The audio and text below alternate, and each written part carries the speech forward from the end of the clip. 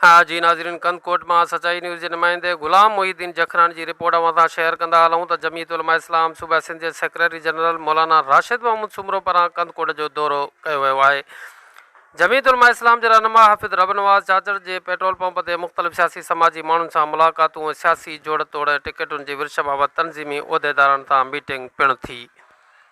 Press conference कंदे मौलाना राशिद महमूद सुमरो चयो त सिंध अंदर जमीयत सभिनी सियासी पार्टियुनि सां मुज़ाकरात जारी रखंदी, लेकिन हर सीट ते पंहिंजा उम्मीदवार बीहारींदी, को बि तको ख़ाली न छॾिबो, हर जाइ ते मुक़ाबिलो कबो। उन मौक़े ते ज़िले कश्मीर जी सगारे माण्हू ऐं वॾे वोट बैंक रखंदड़ बिजाराणी बिरादरी जी मुअज़्ज़ज़ शख़्सियत मीर शाहज़ैन बिजाराणी बाज़ाब्ता तौर जमीयत उलमा इस्लाम में शमूलियत जो ऐलान कियो ऐं प्रेस कॉन्फ्रेंस में ॻाल्हाईंदे चयो त जमीयत सां मुकमल सहकार जारी रहंदो ऐं कंदो रहंदुसि। मूंखे अगर टिकट न भी मिली तॾहिं बि जमीयत में रहंदुसि। अगर जयू आहे मूं ते एतमाद करे मूंखे टिकट ॾिनी त इनशाला खटी बि ॾेखारींदुसि। इन चयो त जमीयत जी मज़बूतीअ सां पीपीए वारनि जूं निंडरूं फिटी वियूं आहिनि।